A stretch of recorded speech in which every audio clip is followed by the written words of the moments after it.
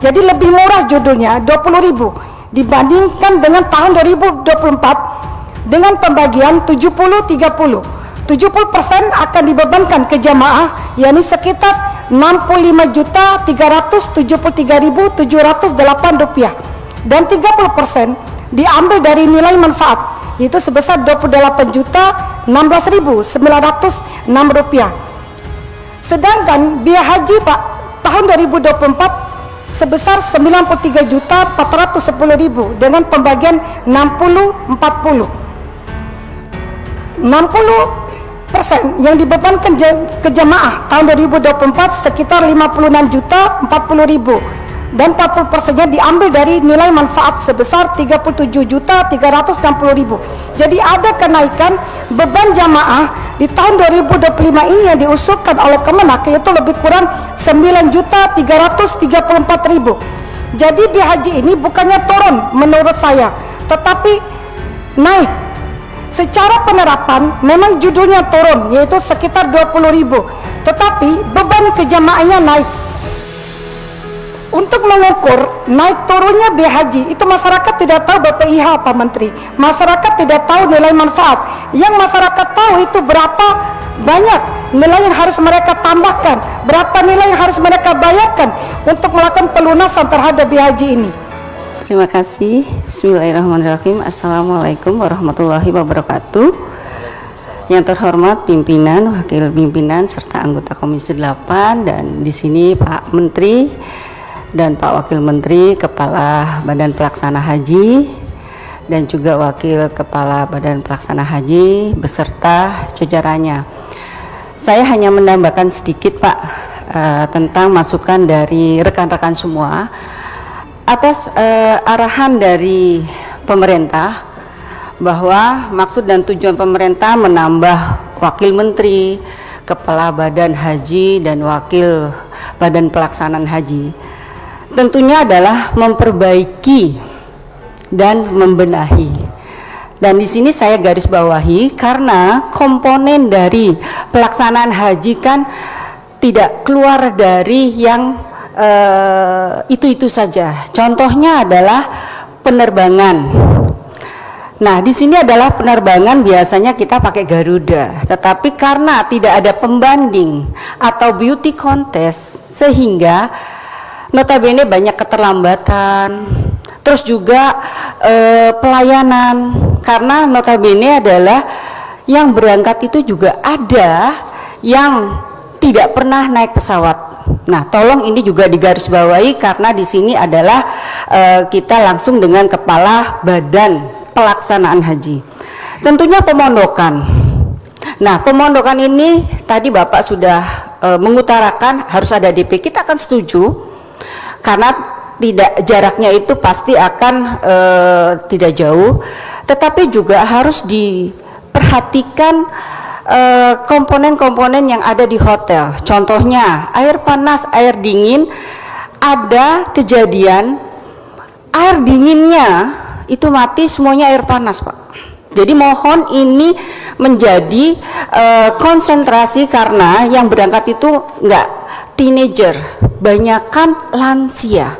Nah, terus kedua, transportasi. Pasti itu Pak, transportasi, konsumsi, dan layanan. Transportasi di Ajijia yang paling dalam masjid sholawat, tolong kendaraannya ini dikasih bendera Indonesia. Karena kebanyakan saya kebetulan dipindahin dapil Jatim 3 Pak, Banyuwangi, Situbondo, dan Bondowoso.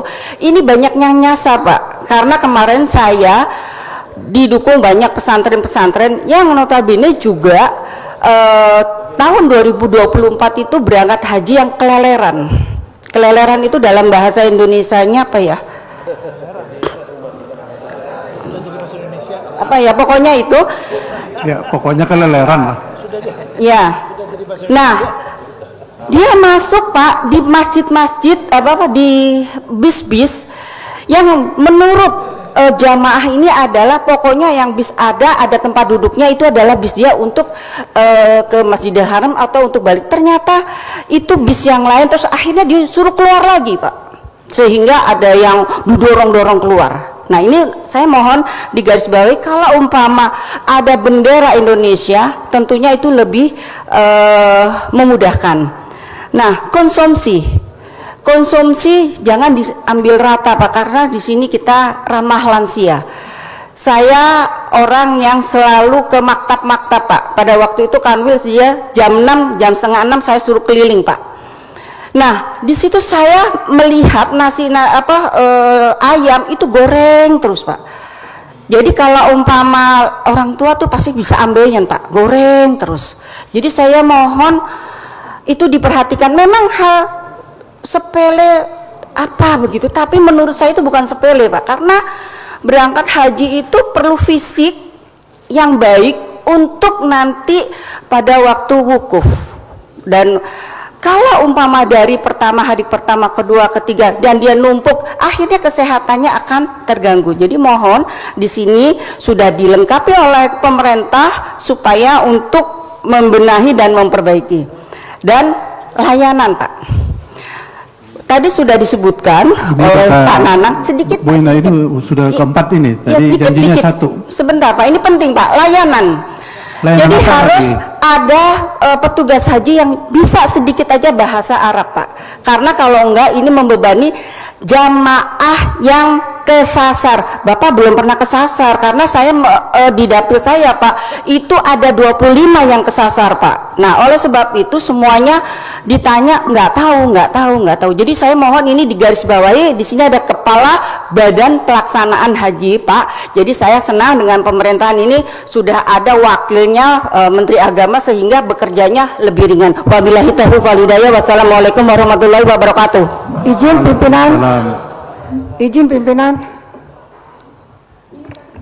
Ini penting kan ini? Apakah dipanja? Penting. Itu tadi yang disampaikan Bu Ina juga dipanja itu.